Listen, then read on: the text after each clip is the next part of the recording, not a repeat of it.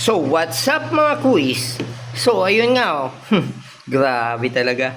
Coincidence, by the way, pasensya na kayo dyan at may talsik-talsik ng kape. Nagkakape si quiz. O yan. Kagabi lang, kahapon pala, nag-post ako ng tungkol sa scammer. Diba? So, ngayon, ang nangyari ngayon dito ay meron na naman bago. May bagong may bagong pakulo na naman ang mga scammer na to, which is na-involve pa yung isang malapit na tao sa akin.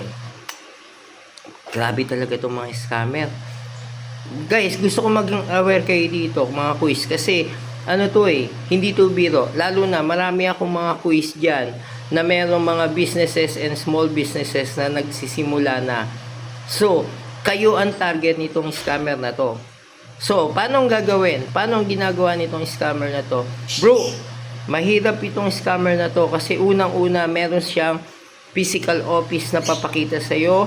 Meron siyang kompleto siya ng dokumento from business permit, DTI, BIR, meron siya lahat. And pag kinek mo legal yung mga documents niya, that's the problem dito. Diba? Hindi pa ako pwede magsabi ng mga pangalan or anything kasi hindi pa to napapile. And at the same time, di ba, na rin nila. Pero awareness to sa atin mga quiz. So quiz, ganito ang sistema niya. Kinakausap niya yung mga bagong establishment, maliliit na establishment and malalaking establishment, which is establishment means yung mga businesses. Okay? Ang sistema niya, ganito. Kakausapin niya yung small business na to, tapos sasabihin niya o-order siya ng product nito. So ganito, kunyari ako yung businessman and kunyari ang ko ay soft drinks. O-order siya sa akin ng 10 case. Kunyari ang sa 10 case, kapag ang bentahan kunyari ng 10 case, papadaliin ko na lang yung 10 case is 100 pesos. O-operang kanya, nagagawin niya 125 pesos ang bibili niya sa'yo kapag sa 10 case, magiging 125 pesos. So, yung profit mo mas lalaki. Pero, ang gagawin niya sa'yo, after 3 days, tsaka kanya babayaran. Sasabihin natin, di ba? Hindi kami papayag. Kailangan kaliwan. Tama. Yun naman talaga sa business, di ba? Pero ganito kasi, mag-i-issue siya ng cheque sa'yo. Okay? Okay, ganito. And at the same time, sige, kunyari, pinagbigyan natin 10 case, 10 case.